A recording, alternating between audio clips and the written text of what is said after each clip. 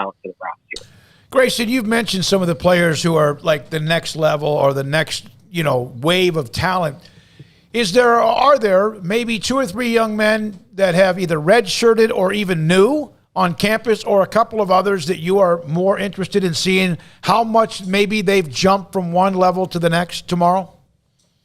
Yeah. Oh, gosh. I do recruiting, so there's a bunch of guys that I'm going to be looking at and trying to see the kind of jumps they make. So I'll kind of quickly go through a few of the guys that I'm really, really looking forward to seeing. So the first one is Armani Winfield, and he's a true freshman. But, guys, he is so talented. He's really had an impressive spring. He's made an immediate impact.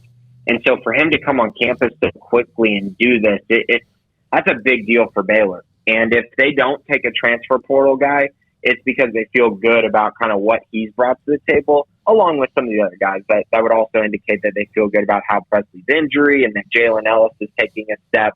But I think Armani would definitely be a big reason why they would decide not to. And then I would also say kind of at wide receiver as well, Javon Gibson is a very talented player as well.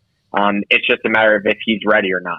Is he a year away, or is this a year where he can be ready to go? So he's another one at wide receiver I'm curious about. I know we've talked a ton about Jordan Jenkins, the former Lindale running back. He's sensational, and he really looks to me like he fits this offense really well. The question is, is he better than the guys they have on the roster, and can he fill a particular role? Can he come in and take over the goal line running back job? And if so, he might find himself on the field because physically he looks like the biggest guy on the roster. He looks the closest to Abram Smith to me, and he's even bigger than Abram. And so I think he's a guy that I'm definitely going to be focused in on to see the steps he's taken in the right direction. On the defensive side, Jackie Marshall at that jack spot. I know there's a lot of depth there when you talk about Matt Jones and Garmin Randolph, but both of those guys are dealing with injuries. So I really think Jackie's going to get an opportunity tomorrow to really show what he can do, and I have a feeling he's going to be very impressive. He's a guy that man, on film, I mean, when you talk about a guy that's 240 pounds returning punts for touchdowns, I mean, you just don't see that type of athleticism every day.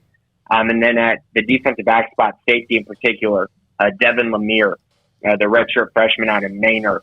I really like his game, and he's really impressed this spring. He's a guy who's kind of really asserted himself into that safety role. I'm not going to say he's locked up the starting job, but I do think he's made the biggest statement up to this point. Now he's got to put on display on Saturday, but I really like what I've seen from him. He was a guy I really liked coming out of high school, and he's looking to come in and possibly replace JT Woods, who had a fantastic year for the Bears a year ago.